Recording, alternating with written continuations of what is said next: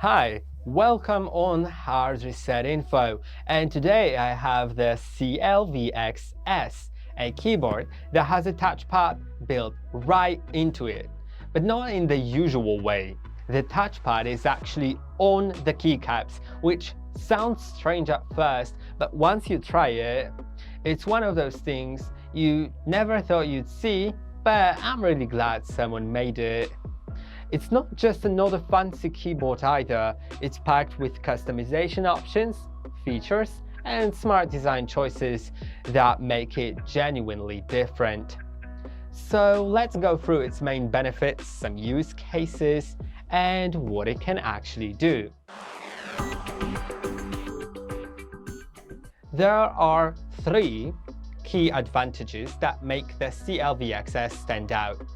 First, it's all about one seamless surface. You can type, swipe, and scroll directly on the keycaps without lifting your hands.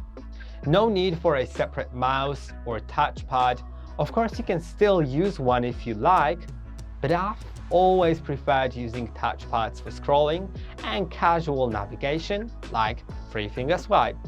As someone who's used the Mac for years, this feels very natural. I'd only switch to a mouse for a really precise work. And second, it's multi-device ready. You can connect up to 3 Bluetooth devices and switch between them instantly or plug it in via USB-C. That makes it great for hybrid desks, laptops, tablets, or even TVs. Now third, it's incredibly customizable. You can change the function of any key, create profiles for specific apps, and the keyboard will automatically switch between them when you open that app. There are even sliders built into the top row, which by default control brightness of the keycaps and volume, but you can map them to things like brush sizes in Photoshop, timeline control in Premiere Pro, or anything else you need. There is also an adaptive AI feature that learns your typing and gesture habits to make switching between typing and touch even smoother. Let's talk about some use cases. You can swipe between apps with 3 fingers, which works perfectly on both Mac and Windows. I'm using the Mac version, so it's got all the proper command, option, and control keys. The black version is made for Windows, and on the Mac version, all the native Mac gestures for the touchpad work, like the 4-finger pinching to open Launchpad. I was really surprised by that. And by the way, the 2-finger scrolling feels exactly like a regular trackpad. You don't need to press anything to switch between typing and gestures. It just understands what you're trying to do. Switching between Bluetooth channels is fast, and those top row sliders are always ready to control whatever function you assign. Now let's talk about the Touch on Keys app. Once you install the companion app, it adds all the gesture drivers, so all gestures behave like native system ones. You can fully customize how each app behaves. It actually automatically switches profiles, so you can move between apps and it does everything automatically.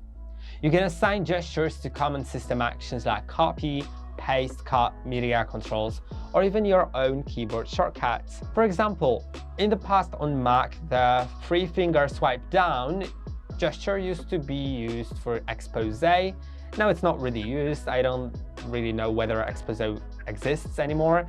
So you can assign it to minimize the front window or activate full screen or do a screenshot.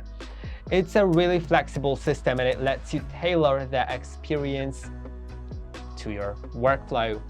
Now let's talk about the updates part, because this is also really great. The keyboard supports lifetime software updates, which means new features and improvements will keep coming over time.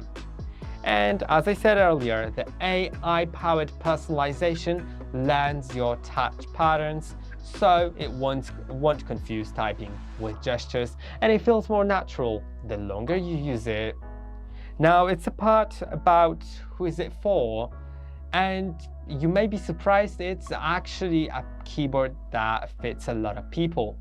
Developers can stay in their flow without lifting their hands. They can control VS Code, terminals, or browsers effortlessly. Managers get a portable, compact keyboard that's perfect for small desks, travel, or working in cafes. And creators can map sliders and gestures to brushes, timelines, or even audio controls. It complements your mouse beautifully for advanced workflows. Now let's talk about the launch of the keyboard. It's made by Clevetura company that has already 2 successful Kickstarter campaigns, so they definitely know what they're doing. This new keyboard launched on Kickstarter on September 30, and it'll become available on October 14, 2025.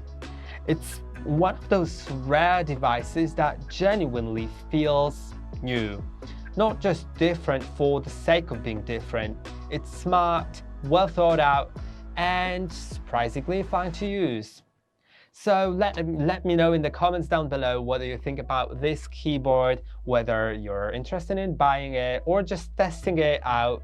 And feel free to leave a like, subscribe to the channel, check out the website of Clevetura, and I'll see you in some more videos on the channel. Bye!